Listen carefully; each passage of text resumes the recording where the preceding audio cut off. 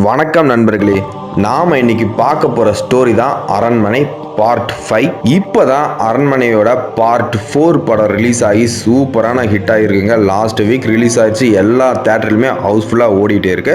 அதே மாதிரி பார்ட் 5 படம் வந்தால் எப்படி இருக்குன்னு தான் நாங்கள் ஒரு ஸ்டோரி கிரியேட் பண்ணியிருக்கோம். எப்படி அரண்மனை பார்ட் 4ல் சுந்தர் சி வந்து ஒரு நியூ கான்செப்டை எடுத்துகிட்டு வந்தாரோ, அதாவது கெட்ட பேய்க்கு ஃப்ளாஷ்பேக் இல்லாமல் எடுத்தாரோ, அதே மாதிரி தான் அரண்மனை பார்ட் 5லையும் ஒரு வித்தியாசமான டீமனை வச்சு தான் நாங்கள் ஸ்டோரி கிரியேட் பண்ணியிருக்கோம். அந்த ஸ்டோரியை தான் நீங்கள் இப்போ கேட்க போகிறீங்க. சரி, நம்ம வீடியோக்குள்ள போறதுக்கு முன்னாடி நம்ம சேனலுக்கு புதுசா வந்திருக்க நீங்க கண்டிப்பா நம்ம சேனலை சப்ஸ்கிரைப் பண்ணிருங்க, மறக்காம அந்த பெல் பட்டனையும் அமைக்கிறங்க. சரி, வீடியோக்குள்ள போலாம் வாங்க. நம்ம கதையை ஓபன் பண்ணா ஒரு அடர்ந்த காட்டுக்குள்ள ஒரு 20 வயசு பையன் வந்து ஒரு மானை வந்து துப்பாக்கி வச்சு வேட்டையாடுறான். அந்த சவுண்டு கேட்ட உடனே ஃபாரஸ்ட் ஆஃபீஸர் வேகமா அந்த சவுண்டோட டைரக்ஷனை நோக்கி வராரு. அந்த பையன் ஃபாரஸ்ட் ஆஃபீஸர் வரதை பார்த்து காட்டுக்குள்ள வேகமா ஓடுறான். ஒரு பெரிய ஃபால்ஸ் இருக்கும், அதுல இருந்து கீழே குதிச்சு சப்பிச்சு ஓடிடுறான். ஃபாரஸ்ட் ஆஃபீஸரும் அந்த மானை எடுத்துட்டு அங்கிருந்து போயிடுறாரு. உடனே அந்த பையன் நேரா ஒரு குகைக்குள்ள போய் ரெஸ்ட் எடுக்கிறான். அப்பதான் அந்த குகையை வந்து சுத்தி சுத்தி பார்க்கறான். அந்த பிளேஸ் வந்து நார்மல் குகை மாதிரி இல்லாம ஏதோ சடங்கு பண்ற பிளேஸ் மாதிரி இருக்கு. அந்த பையன் வந்து அந்த குகையில இருந்து ஒரு கல்லு மாதிரி அதை எடுத்துட்டு வர்றான். அப்புறம் காட்டு வழியா வந்து அவனோட வில்லேஜுக்கு போயிடுறான். வில்லேஜுக்கு வந்ததும் நேரா அவனோட பாட்டி இருக்கிற பிளேஸுக்கு போறான். அவங்க ஒரு அரண்மனை வாசல்ல இருப்பாங்க. அங்க வந்து அந்த கல்லை எடுத்தது யார்கிட்டையும் சொல்லாம அந்த அரண்மனையில போய் வச்சிடறான். அவனும் அவனோட பாட்டியும் அந்த அரண்மனையில தான் வேலை பார்க்கறாங்க. அரண்மனைக்கு மான் கொம்பு வேணும்னு பாட்டி கேட்டதால தான் அவன் மான வேட்டையாட போயிருப்பான். இப்பதான் அந்த குகையை வந்து மறுபடியும் காட்டுறாங்க. அங்க ஒரு சாமியார் உள்ள போய் அந்த கல்லை தேடுறாரு, அங்க இருக்காது. உடனே அவர் அந்த பிளேஸை விட்டு வேகமா ஓடுறாரு. காட்டுக்குள்ள திடீர்னு ஏதோ அவர் அடிச்சு போட்டுட்டு போயிடும். அப்ப அந்த சாமியார் தலையை திருப்பி ஒரு கண் இல்லாம இன்னொரு கண் வழியா அந்த அரண்மனையை பார்த்த மாதிரி காட்டுறாங்க.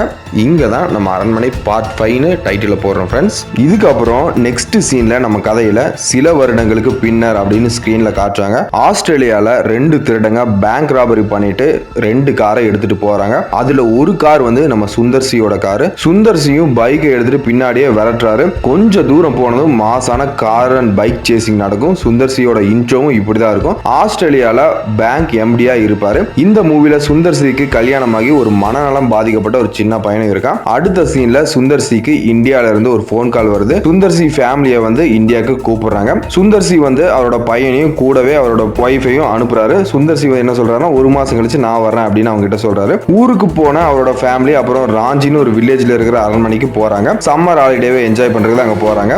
அன்னைக்கு நைட் அந்த அரண்மனையில இருக்கிற அந்த பாட்டி சொல்லுவாங்க அவங்க பேரங்கிட்ட, நைட்டு ரொம்ப காட்டுக்குள்ளெல்லாம் போகாத, பல வருஷமா ஒரு ஜந்து வந்து அங்க இருக்கு அப்படிங்கிற ஒரு நம்பிக்கை. அது உண்மைன்னு இப்போ வரைக்கும் நாங்க எல்லாருமே நம்பிட்டு இருக்கோம். அதனாலதான் எல்லாருமே அந்த சிவாலயம் கட்டி வழிபட்டு இருக்கோம். அந்த சந்துவால எதுவுமே பண்ண முடியாது சிவனுக்கு முன்னாடி அப்படின்னு அந்த பாட்டி சொல்றாங்க. சரி, நீ நைட்டு வந்து இன்னைக்கு நல்லா தூங்கு, நாளைக்கு வந்து அரண்மனையை வந்து நம்ம கிளீன் பண்ணணும், நாளைக்கு அரண்மனையில ஒரு ஃபேமிலி தங்க வராங்க அப்படின்னு சொல்லி அந்த பேரங்கிட்ட பாட்டி சொல்லிட்டு 2 பேர் தூங்குறாங்க. இப்போ அடுத்த நாள் காட்டுக்குள்ள இறந்து போன அந்த சாமியார் சடலத்தை ஃபாரஸ்ட் ஆபீசர் வந்து எடுத்துட்டு போறாங்க. அப்புறம் ஒரு ஃபாரஸ்ட் ஆபீசர் வந்து இன்னொரு ஆபீசர் கிட்ட சொல்றாரு, அந்த சாமியார் போலவே கிட்ட வந்து ஒரு புலியையும் கூடவே வந்து இன்னொரு கரடி தலையும் திருப்பி வச்சு கொண்டு இருக்காங்க அப்படின்னு பேசிட்டு இருக்காரு. அடுத்த நாள் காலையில சுந்தர் சி ஃபேமிலி எல்லாரும் அரண்மனைக்கு வராங்க. எல்லாரும் வந்து அங்க ஜாலியா என்ஜாய் பண்றாங்க.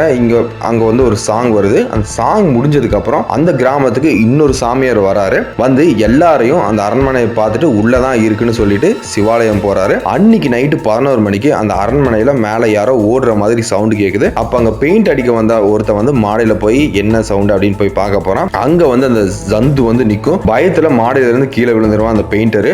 அடுத்த நாள் ஹாஸ்பிட்டல் போய் பார்க்குறாங்க. அவனால் எதுவுமே பேச முடியல. அவன் பயத்தில் அங்கே போகாதீங்க அப்படின்னு சொல்கிறான். அவங்க ஹாஸ்பிட்டல் பில் பே பண்ணிட்டு போயிடுவாங்க. அடுத்த சீனில் இந்தியாவுக்கு நம்ம சுந்தர் சி வராரு. ஏர்போர்ட்டில் இருந்து வந்த உடனே ஆஸ்திரேலியாவில் 2 திருடங்க மாட்டி விட்ட சுந்தர் சியை போட்டு தள்ள இங்கே அடியாளுங்களை அனுப்பியிருப்பான். அவங்க நின்றுட்டு இருப்பாங்க. இங்கே இன்னொரு ஃபைட் சீன் வருது. அந்த ஏர்போர்ட்டில் ஃபைட்டை முடிச்சுட்டு நேராக அரண்மனைக்கு போக சுந்தர் சி ரெடி ஆகுறாரு. அந்த ராஞ்சி கிராமத்தில் தான் அந்த அரண்மனை இருக்கு. அதில் போகும்போது ஃபுல்லாக காட்டு வழியாக தான் போகணும். அவரோட அட்வான்ஸ் கார் மூலியமா போறாரு. போற வழியில கார் முன்ன போகாம அப்படியே நிக்குது. அப்போ அவரோட கார் வந்து முன்ன போகாம யாரோ டிஸ்பிளேல நிக்கிறாங்க அப்படின்னு காட்டிக்கிட்டே இருக்கு. கொஞ்ச நேரம் கார் முன்ன போகாம அப்படியே நிக்குது. சரி, சுந்தர் சிக்கு ஒண்ணுமே புரியல. சரி, ஏதோ டெக்னிக்கல் டிஃபால்ட் நினைக்கிறாரு. சோ கார் மறுபடியும் போக ஸ்டார்ட் ஆகுது. சுந்தர் சியும் வந்து அரண்மனைக்கு என்ட்ரி கொடுக்குறாரு. அடுத்த நாள் மத்தியானம் வந்து அந்த அரண்மனையில ஒரு குழந்தை வந்து ரத்த வாந்தி எடுக்குது. உடனே சுந்தர் சி பயத்துல காரில் அந்த குழந்தைய ஏத்திட்டு போறாரு, ஹாஸ்பிட்டலுக்கு போறாரு. அப்ப குறுக்க வந்து அந்த சாமியார் வந்து காரை மறைக்கிறாரு. அந்த குழந்தை குழந்தைய வந்து சிவாலயம் கொண்டு வாங்க,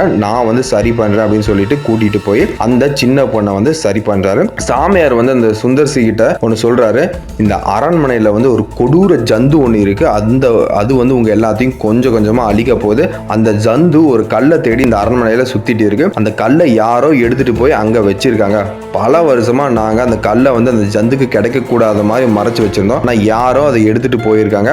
காட்டுக்குள்ள இருந்து அந்த ஜந்து அதை தேடிக்கிட்டு இங்க வந்திருக்கு. ஆனா அந்த கல் யார் எடுத்தாங்களோ அந்த ஆளை அந்த ஜந்து கொன்னு அதோட சக்தியால இந்த உலகத்தையே அழிச்சிரும். இந்த ஜந்துவையும் யாராலையும் அழிக்க முடியாது அப்படின்னு சாமியார் சொல்றாரு. அப்போ யாராலையும் அழிக்க முடியாது அப்படின்னு சுந்தர்சி கேட்கிறாரு. அந்த ஜந்துவை அழிக்க ஒரே வழி துர்க்கை அம்மன் கோயில் தான். இங்க இருந்து 10 கிலோமீட்டர் தள்ளி இருக்கு. அந்த கோயில எந்த ஒரு தீய சக்தியும் உள்ள வரவே முடியாது. அப்படி அந்த கோயில் உள்ள அந்த ஜந்து வந்துருச்சுன்னா இந்த உலகமே கடவுள் நம்பிக்கை இல்லாம போயிடும். அந்த அளவுக்கு நம்பிக்கை கொண்ட அந்த கடவுள் தான் அந்த துர்க்கை அம்மன். அந்த கோயிலுக்குள்ள ஜந்துனால வரவே முடியாது அப்படின்னு சொல்றாரு. இதுக்கப்புறம் அந்த சாமியார் வந்து சுந்தர்சி கிட்ட போய் யார் அந்த கல்லை எடுத்துட்டு இந்த அரண்மனைக்கு வந்தாங்க அப்படின்னு நீ கண்டுபிடி, அதுக்கப்புறம் நம்ம யாகம் பண்ணலாம் அப்படின்னு சொல்லுவாரு. அடுத்த நாள் சுந்தர்சி எல்லார்ட்டையும் செக் பண்றாரு. ஆனா அந்த பாட்டியோட பேரங்கிட்ட மட்டும் செக் பண்ண விட்டுறாரு. அன்னைக்கு நைட் வந்து சுந்தர்சி எல்லாரோட ரூம்லயும் போய் செக் பண்றாரு அந்த கல் இருக்கானு. அப்போ வந்து அந்த பாட்டியோட வீட்டை சுத்தி தலையை திருப்பின மாதிரி புலியும் கரடியும் சுத்திட்டு இருக்கு. அதை பார்த்து சுந்தர்சி அப்படியே பயந்து வீட்டுக்குள்ள போயிடுறாரு.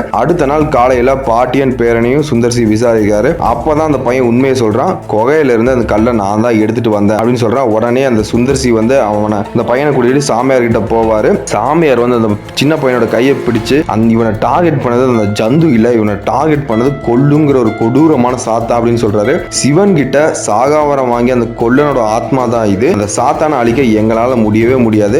அதுக்கு நாம இந்த பையனை வர சிவராத்திரிக்கு துர்க்கை அம்மன் கோயிலுக்கு கூட்டிட்டு போகணும் அப்படின்னு சொல்றாரு அந்த சாமியார். அந்த சாத்தான் வந்து அரண்மனையில இருக்கிற சில பேர் அப்படியே கொலை பண்ணிட்டே வருது. சிவராத்திரியும் வந்துருது. அன்னைக்கு வந்து அந்த பையனை கொலை பண்ண அந்த சாத்தான் வந்து சுந்தர்சி பின்னாடியே விரட்டிட்டு போகுது. சுந்தர்சி வந்து பல தடைகளை தாண்டி அந்த கோயிலுக்குள்ள கூட்டிட்டு வந்துருவாரு அந்த பையனை. அப்புறம் கொஞ்ச நேரத்திலேயே சிவராத்திரி உச்சிக்கு வரும். அப்போ வந்து பல சாமியார்கள் வந்து யாகம் பண்ணிட்டு இருக்காங்க.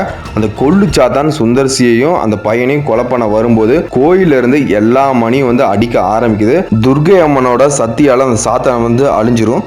சாகாவரம் பெற்று அந்த சாத்தான் அழிஞ்சதுக்கு காரணம் என்னன்னா அந்த சாத்தான் துர்க்கை அம்மனோட கையால் அழியணும்னு இருந்திருக்கும். இதுக்கப்புறம் சுந்தர்சி வந்து ஃபேமிலியோட ஆஸ்திரேலியா போறாரு. அங்க போன அடுத்த நாளே காலையில சுந்தர்சியோட பையன் வந்து அந்த சாத்தானை வந்து கொன்ன மாதிரியே தலையை திருப்பி இறந்து கிடக்குறான். இதோட பார்ட் 6 லீடு கொடுக்குற மாதிரி நம்ம கதையை முடிச்சுக்கிறோம் ஃப்ரெண்ட்ஸ். நாங்க சொன்ன ஸ்டோரியில காமெடி லவ் சீன்லாம் சொல்லாம தான் இருந்திருக்கோம். இதெல்லாம் சேர்த்து வர்றதுதான் அரண்மனை 5. இந்த ஸ்டோரி உங்களுக்கு பிடிச்சிருந்தா லைக் பண்ணிட்டு கமெண்ட் பண்ணுங்க, உங்க ஃப்ரெண்ட்ஸுக்கும் ஷேர் பண்ணுங்க. அடுத்து இதை விட ஒரு சூப்பரான கதையில சந்திக்கலாம். நன்றி, வணக்கம்.